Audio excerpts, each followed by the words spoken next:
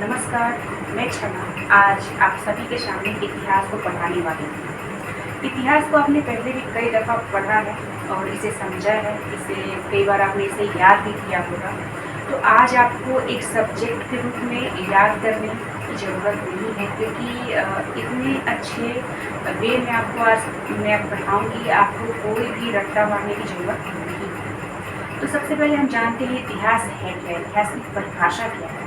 तो देखिए, आप जानते हैं कि इतिहास जो है वो अतीत की घटनाओं को इतिहास कहते हैं, है ना। आपने यही पढ़ा है, जो बीत गया उसे इतिहास कहा गया। लेकिन आप ये बताइए कि क्या जीवन में सभी घटनाओं को इतिहास कहा जा सकता है?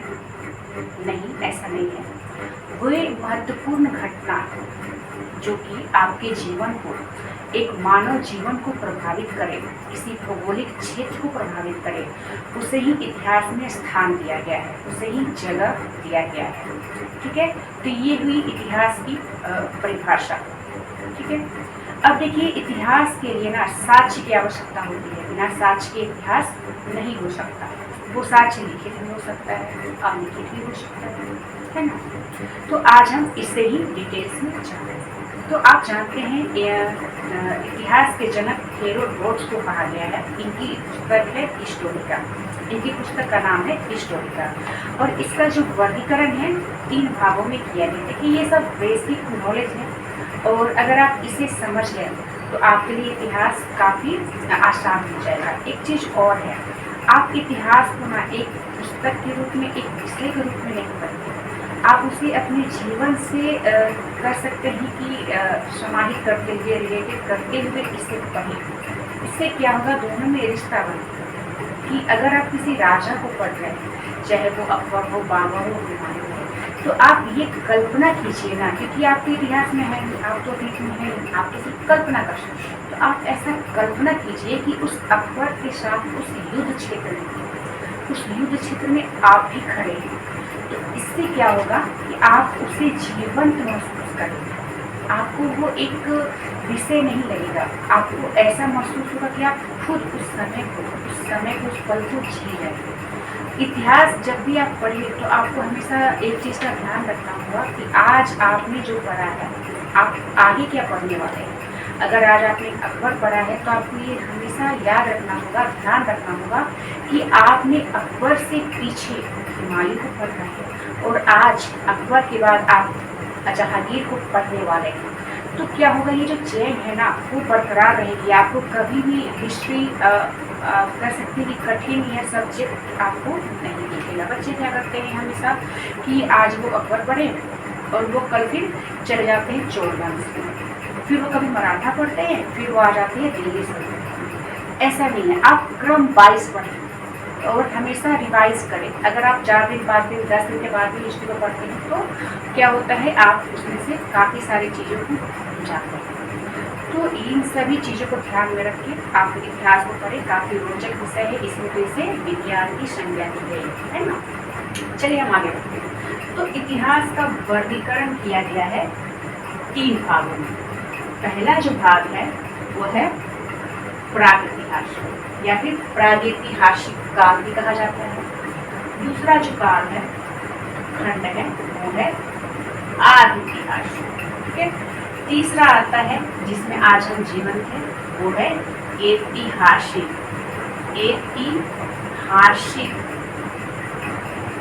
काल। ठीक है, इसे भी कई भागों में बांटा गया है, वर्गीकरण किया गया है। तो सबसे पहले हम प्राक में जानते हैं ना, इसे कहा गया है पाषाण काल। क्या कहा गया है? पाषाण काल। ठीक है, इसे बांटा गया है 3 भागों में। कितने भागों में? 3 भागों में। सबसे पहले आता है आपका, क्या आता है? पूरा पाषाण काल। ठीक है, उतना डीपली आपको मैं नहीं पढ़ाऊंगी, सिर्फ आपको बेसिक नॉलेज आपको यहाँ पर। पूरा पाषाण, फिर आता है आपका मध्य पाषाण, ठीक है, फिर आता है आपका नवपाषाण। क्या आता है? नवपाषाण। देखिए, पूरा पाषाण में मनुष्य क्या था ना, वो आदि मानव था। ये मस्त घूमता था, घुमंतु जीवन था उसका, वो शिकार करता था, आग हीट करता था, भोजन का संग्रह करता था। आग के बारे में उससे जानकारी हो गई। ठीक है, मध्य प्रसाद में औजार जो मिले हैं वो छोटे छोटे मिले हैं, और ये मध्य प्रसाद का जो पीरियड है ना वो छोटा भी है। ठीक है, और इसमें दाह अंतिम संस्कार की साक्ष्य भी इसमें मिले हैं। नवपाषाण काफी विकसित है, काफी मैंने कह सकते हैं इसमें मनुष्य के भोजन पकाना, शिकार करना, पहिया, खेती, इन सभी के साक्ष्य आपको नवपाषाण में मिल चुके हैं। सुलेमान और किरथर की पहाड़ियाँ जो कि पाकिस्तान में है, कहाँ पर है? पाकिस्तान में। यहाँ पर आपको खेती के साक्ष्य मिले हैं, जो और गेहूँ पहली फसल होती है। ठीक है, इतनी सारी आपको जानकारी। अब क्या है ना कि पाषाण जो काल है, जो प्राग ऐतिहासिक में है, उसमें हमें कोई लिखित साक्ष्य नहीं मिला है। क्या नहीं मिला है? लिखित साक्ष्य, लिखित साक्ष्य नहीं मिला है। तो नहीं मिला है तो हमने इसे पढ़ा है क्या? आप बताइए। जब साक्ष्य ही नहीं मिला है तो आपने इसे पढ़ा है क्या? बिल्कुल नहीं। तो ये जो पीरियड है ना, यहीं पर आपका कर सकते हैं। बेसिक जानकारी मैंने आपको दी है, इसके बारे में आप जितने पढ़े उतनी जानकारी आपको कम ही है। अब इसके बाद वो क्या है ना कि प्राग ऐतिहासिक काल में मनुष्य कह सकते हैं कि जीवन यापन करना उसे आ गया है, वो समझ गया है, तो वो आगे बढ़ता है। वो है आपका आदि इतिहास। ठीक है, आदि ऐतिहासिक काल, इसमें मनुष्य जो है ना वो काफी विकसित हो गया है। कैसे? हम जानेंगे। देखिए, सबसे पहले तो ये जो प्राग इतिहास है ना वो थी आपकी ग्रामीण। ठीक है, आदि ऐतिहासिक क्या रहती है आपकी? शहरी कला, शहरी कला, शहरी जीवन, आप समझ सकते हैं। देखिए, आदि ऐतिहासिक इसमें क्या है ना, लिखित साक्ष्य आपको मिले हैं, तो हाँ मिले हैं। लिखित साक्ष्य, लिखित साक्ष्य आपको मिले हैं, हाँ। तो आपने इसे पढ़ा है क्या? जी नहीं, हमने इसे पढ़ा ही नहीं, क्योंकि ये जो लिपि है वो है भाव चित्रात्मक लिपि, जिसे अभी भी पढ़ा नहीं गया है। देखिए, इस काल में हम उपस्थित नहीं थे, हम बस इसकी कल्पना कर सकते हैं, हम समझ सकते हैं, इसे पढ़ने की कोशिश कर सकते हैं, क्योंकि यहाँ पर हमें काफ़ी सारे साक्ष्य मिले हैं। ठीक है, तो आज हम किसके बारे में पढ़ेंगे? आज हम पढ़ेंगे आपके आदि ऐतिहासिक काल के बारे में। ठीक है, आदि ऐतिहासिक काल के बारे में पढ़ेंगे। और इसमें क्या आपका आता है? इसमें आता है आपका सिंधु घाटी सभ्यता। इसमें क्या आता है आपका? सिंधु नदी घाटी सभ्यता। ठीक है, सिंधु घाटी नदी सभ्यता। देखिए देखिए, इसका नाम सबसे पहले इसका नाम सिंधु नदी घाटी कैसे पड़ा? तो देखिए क्या है ना कि ये जो सभ्यता थी ना वो किसी भी नदी के किनारे बसी थी। वो सारी नदियाँ आकर के किसमें मिलती थी? सिंधु नदी में। ये सभी नदियाँ सहायक नदी थी, किसकी? सिंधु नदी है। अभी नदी कौन कौन से थे?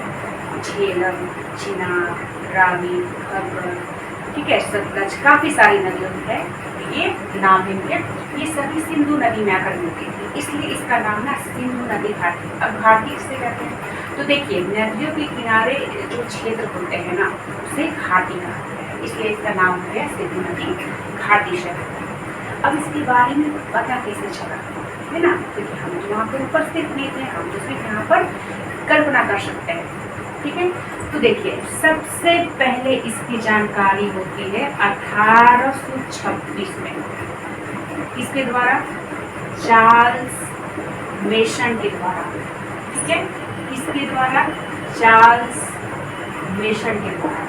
ठीक है, ये क्या थे ना कि इन्हें कर सकते हैं कि चार्ल्स मेसन को यहाँ पर देखिए सिंधु घाटी सभ्यता का जो क्षेत्र है ना वो ज़्यादा पश्चिमोत्तर भाग में मिला है भारत में। ठीक है, तो 1926 में सबसे पहले चार्ल्स मेसन जो आते हैं उन्हें इसके बारे में कुछ ईंटें मिलती हैं। कहाँ से?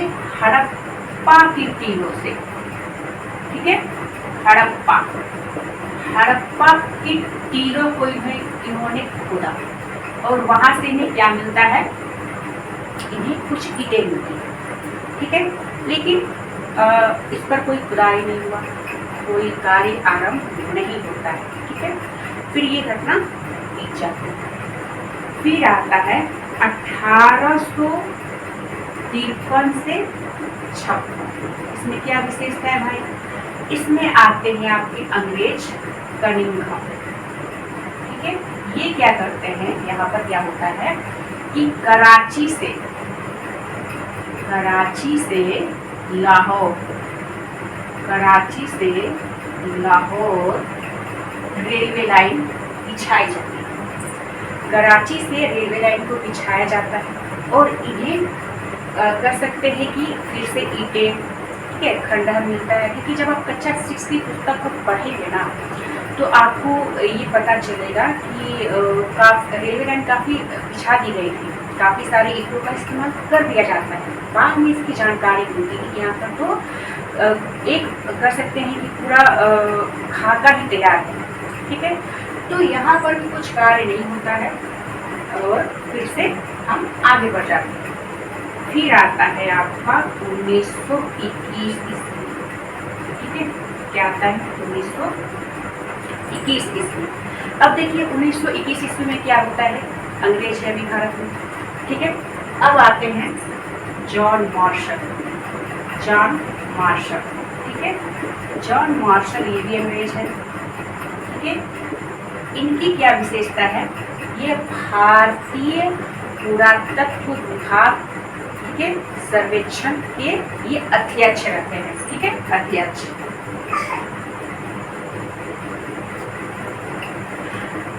रहते हैं, इस पर इनको जिम्मेवारी दी जाती है कि आप इस कार्य को देखिए।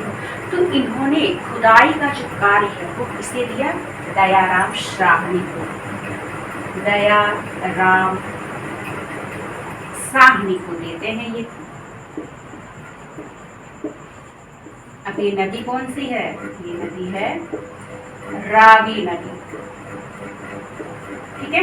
तो इतना दूर तक आपने एकदम अच्छा से समझ लिए कहानी क्या है, स्टोरी क्या है, कहाँ से ये बार बार मिलता है, ठीक है। ईंटें मिलती है, यहाँ पर टीला मिला है, लेकिन किसी को मतलब खोजबीन नहीं करनी थी, वहाँ पर ये सारी चीजें जो है वो दब जाती है, आगे कहानी नहीं बढ़ती है। फिर 1853-56 में रेलवे लाइन बिछाई जाती है।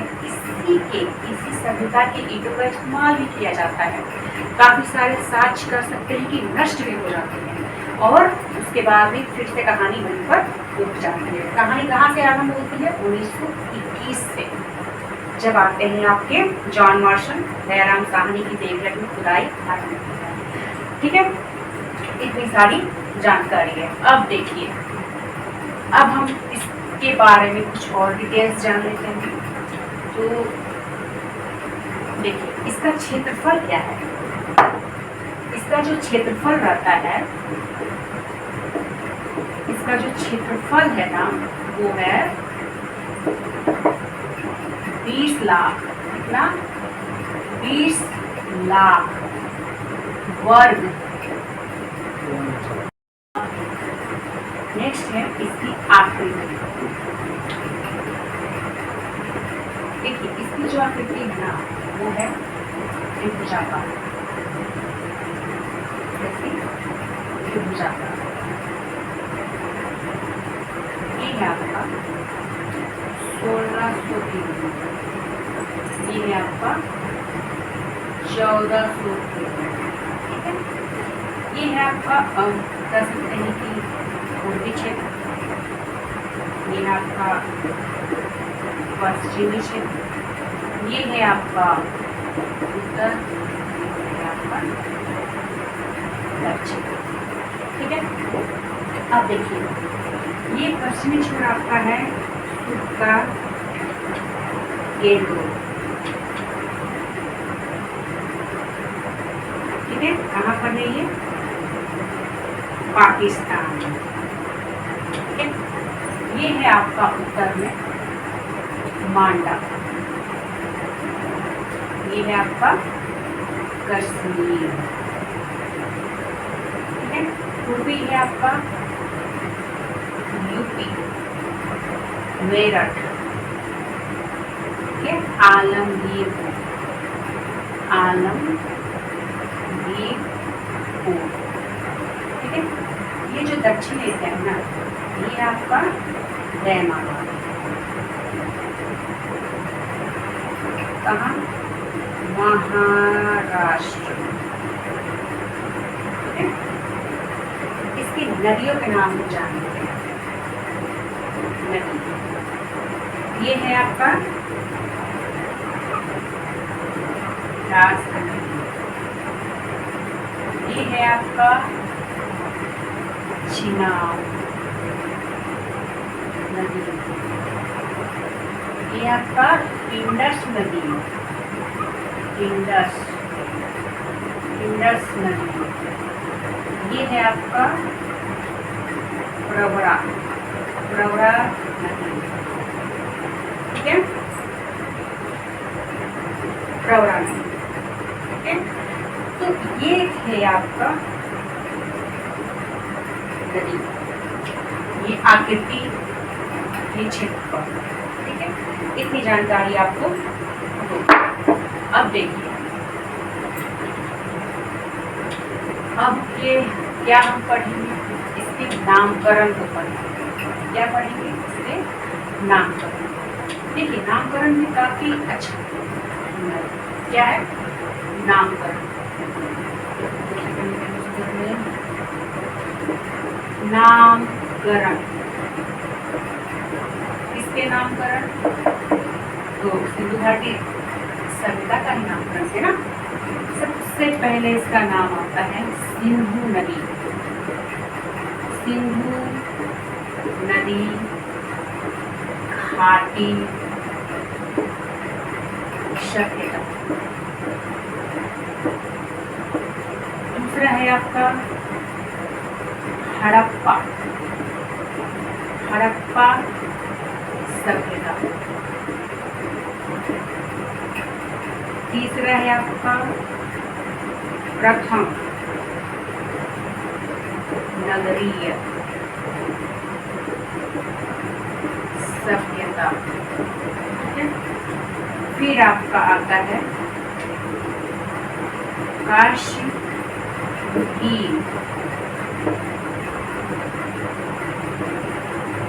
सभ्यता। फिर आपका एक और है, वो है सरस्वती नदी। क्या है, सरस्वती नदी घाटी सभ्यता।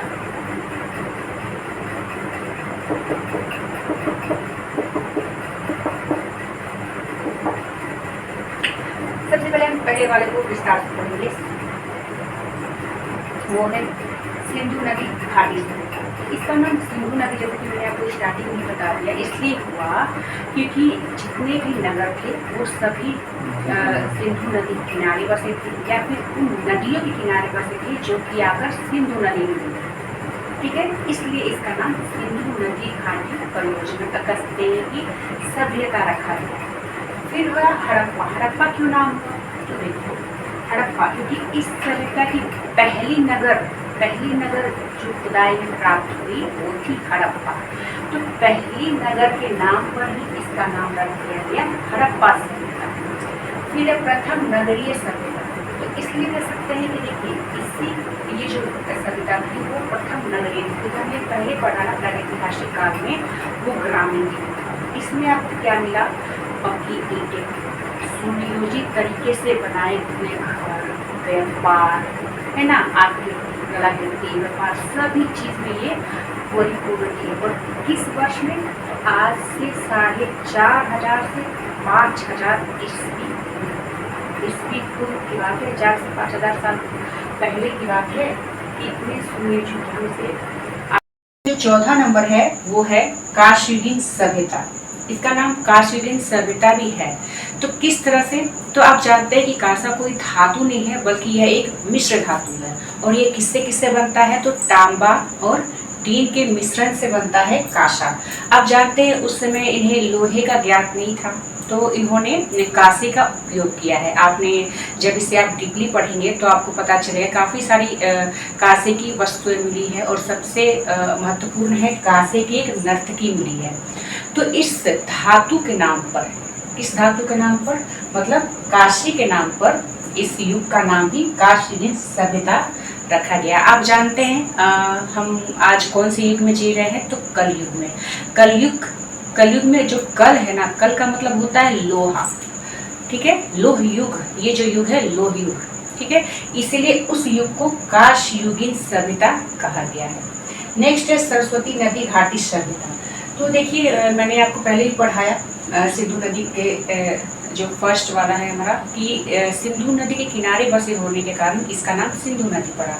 तो देखिए पहले इसका नामकरण हो गया था, किस नाम पे, तो सिंधु नदी के नाम पर। फिर जैसे जैसे खुदाई होने लगी, जैसे जैसे आगे प्रक्रिया आरंभ हो जाती है, तो इतिहासकारों को ये पता लगता है कि सिंधु और गंगा के बीच में एक और नदी थी, और वो नदी रहती है सरस्वती, जो कि कर सकते हैं कि प्राकृतिक विपदा के कारण या फिर अपना इसने रुख बदल दिया, इसके कारण ये नदी जो है अभी इस टाइम पे विलुप्त हो गई थी और उस टाइम पर थी, और उसी नदी के किनारे ही ये सभ्यता बसी हुई थी। तो इसलिए एक नाम इसका सरस्वती नदी घाटी सभ्यता भी पड़ता है। तो ये रहा आपका इसके नामकरण की कहानी। अब हम जानते हैं कि जब भारत में ये सभ्यता थी तो क्या उस समय विश्व में भी कोई और सभ्यता थी? तो जी हाँ, बिल्कुल, उस समय विश्व में भी और सभ्यता पनप रही थी। तो हम जानेंगे कि सिंधु नदी घाटी समकालीन सभ्यता, समकालीन सभ्यता। इसमें ज्यादा तो नाम नहीं है, लेकिन सबसे पहला नाम आता है आपका मेसोपोटामिया की सभ्यता। कौन सी? मेसोपोटामिया, ठीक है, मेसोपोटामिया की सभ्यता, ठीक है, ये इसकी समकालीन रहती है। और दूसरा नाम आता है आपका कौन सा? नील नदी की घाटी, मिस्र की सभ्यता, ठीक है, मिस्र की सभ्यता, इसे नील नदी की घाटी कहते हैं, ठीक है। और एक और है उस समय पर ही या उसके बाद आपको चाइना में है पीली नदी की घाटी की सभ्यता, पीली नदी, ठीक है, पीली नदी घाटी सभ्यता। देखिए हमें इन सभी के बारे में अभी नहीं पढ़ना है, तो इसलिए मैंने इनके सिर्फ आपको नाम ही बताए हैं, इसके अंदर डीपली नहीं जाना है। लेकिन एक चीज और है, ये सभी ग्रामीण सभ्यता थी, सिर्फ सिंधु घाटी ही जो थी वो नगरीय सभ्यता रहती है। नेक्स्ट है हमारा इनके मतलब सिंधु घाटी सभ्यता की जो नगर योजना है उसके बारे में हम सिर्फ थोड़ा सा जानकारी ले लेते हैं, ठीक है। उसके बाद लास्ट में आपको कुछ ऑब्जेक्टिव क्वेश्चन पूछूंगी, उसके बाद हमारा ये जो है हेडलाइन वो समाप्त हो जाएगा। क्या है? नगर योजना। किस घाटी का? सिंधु नदी घाटी नगर योजना। ये हमेशा बच्चे भूल जाते हैं, कंफ्यूजन होता है। तो देखिए सबसे पहले है, याद रखिए, ये है हड़प्पा, ठीक है, प्लस मोहनजोदड़ो, ठीक है। आप जानते हैं ये है दो भागों में बटा रहता है, आप जानते हैं नगर योजना इनकी, ठीक है। ये रहता है दुर्ग और ये रहता है पूर्वी भाग, ठीक है। तो हड़प्पा और मोहनजोदड़ो में आपको पता है जो दुर्ग रहता है ना, वो ही रक्षा प्राचीर। ये क्या है? रक्षा प्राचीर का मतलब होता है दीवार, रक्षा प्राचीर से घिरा रहता है। कौन कौन? हड़प्पा, मोहनजोदड़ो, ठीक है। अब होता है आपका कालीबंगा, कालीबंगा, ठीक है। इसमें क्या होता है कि जो दुर्ग है और ये है आपका, ठीक है, जिसमें आम जनता रहती है, पूर्वी इलाका। इसमें क्या है ना, इसमें ये दोनों ही रक्षा प्राचीर से घिरे रहते हैं, ठीक है, आपको याद रहेगा। तीसरा है आपका चनबुद्रो, चनबुद्रो, ये आप कर सकते हैं कि ये उजरा चमन है, ठीक है, आप ऐसे समझ सकते हैं। इसमें दुर्ग और जो इष्ट है वो दोनों ही, पूर्वी जो भाग रहता है वो दोनों में ही रक्षा प्राचीर नहीं रहता है। चौथा क्या है भाई आपका लोथल। लोथल आप जानते हैं ये पतन रहता है, प्लस सुरकोटदा, सुत को प्रदा, ये क्या रहता है कि ये है आपका दुर्ग और ये रहता है आपका पूर्वी इलाका, है ना, पूर्वी इलाका। इन दोनों को एक ही रक्षा प्राचीर में रखा गया है, ठीक है, आपको याद रखिएगा ये दोनों एक ही रक्षा प्राचीर में रहते हैं, ठीक है, आपको ये याद रखना है। तो ये सभी डिटेल्स जो है सिंधु सिंधु नदी घाटी सभ्यता के रहते हैं। अब एक लिस्ट आप सिंधु नदी घाटी सभ्यता के आप जो कर सकते हैं मुख्य मुख्य बिंदु है, आप कंफ्यूज ना हो, वो सभी मैंने आपको पढ़ा दिया है। तो लास्ट में आपसे 2-4 क्वेश्चन ऑब्जेक्टिव क्वेश्चन है कि आप ये बताइए इन शहरों में टीला कहाँ से मिला है। मार्शल जो अंग्रेज कर सकते हैं, मार्शल का इस सभ्यता को खोजने में क्या कार्य रहता है। सबसे पहले ईंटों के बारे में जानकारी किस वर्ष लगी जानकारी मिलती है। फिर आप ये बताइए कि रेलवे लाइन जो बिछाया जा रहा था वो कहाँ से कहाँ तक बिछाया जा रहा था, ठीक है। तो ये सभी ऑब्जेक्टिव क्वेश्चन को आप जरूर बताएं। और लास्ट में है कि हम कल से एक एक शहर के बारे में डीपली नॉलेज लेकर आएंगे। तब तक के लिए आप इसे फिर से रिवाइज करते रहें, और जितनी बार आप रिवाइज करेंगे आपको याद करने की ज़रूरत नहीं होगी। धन्यवाद।